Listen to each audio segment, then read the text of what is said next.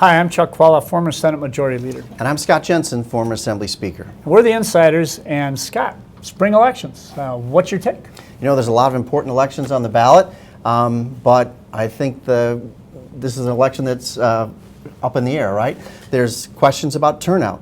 Normally, you know, the spring elections are dominated by older white people, and who knows, given the coronavirus situation, whether or not those people will all make it there. Some will have voted by absentee, some will have voted early, but will people be scared to go to the polls? On the other hand, in the Milwaukee area, I think you've got a lot of reasons for the black community to have a strong turnout. You've got several strong, viable black candidates who are running for mayor, for county executive, and for other positions on the ballot there.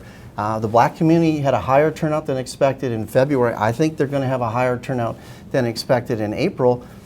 So if the vote from old white folks is down and the vote for in the black community in Milwaukee is up, that probably doesn't bode well for Dan Kelly as the Supreme Court candidate of conservatives. And historically, the Republican or conservative model for electing people on the Supreme Court was that we had a favorable audience there of old white folks who are always vote, very knowledgeable voters that actually pay much more attention to the issues. But this could be a different cluster of voters who are actually showing up to vote. So I would say that I think Mayor Barrett's going to have a closer election than people think. I think Dave Crawley has a good chance to be the next county executive in Milwaukee. And I think that Dan Kelly, he needs people to turn out, particularly in the WOW counties in southeastern Wisconsin, otherwise he's in trouble.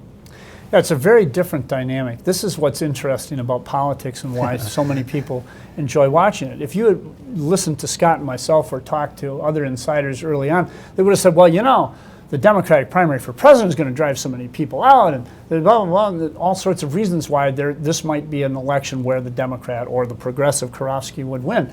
Then Democratic primary for president isn't as big a deal, but there's going to be black turnout in Milwaukee because all of a sudden you've got Crawley and you've got Lena Taylor maybe really pushing the black vote, and that looks like it may well in fact happen, which helps the progressive on that side of the scale. But also now coronavirus maybe keeping down the vote of the older segment of the population. I don't know how much that will happen, but it could. And if it does, that could have a major implication. And all of this, behind all of this, is a major election for Wisconsin Supreme Court, and that's really what it's all about. That's really the big thing for the state of Wisconsin. Does this become kind of a supermajority on the Wisconsin Supreme Court where it's absolutely partisan and no chance of it moving in another direction with this, the head of the Supreme Court right now, the Chief Justice, setting up basically special courts for business community in the state of Wisconsin? Is that where we're headed? Or is this a chance to pull back and say, you know, maybe we don't want the guy who was Scott Walker's chief legal counsel be the Supreme Court justice for the state of Wisconsin, bought and paid for by WMC and the Republican Party, setting up his office in the Republican Party. I think that this is a huge election, but the dynamics of who's turning out really is going to determine where this goes. And what's going to happen is people are going to spend millions of dollars on television ads when the smarter play might be spending millions of dollars turning out the right people to vote for your candidate. But we'll see what the April spring elections bring. It'll be interesting. See you next time.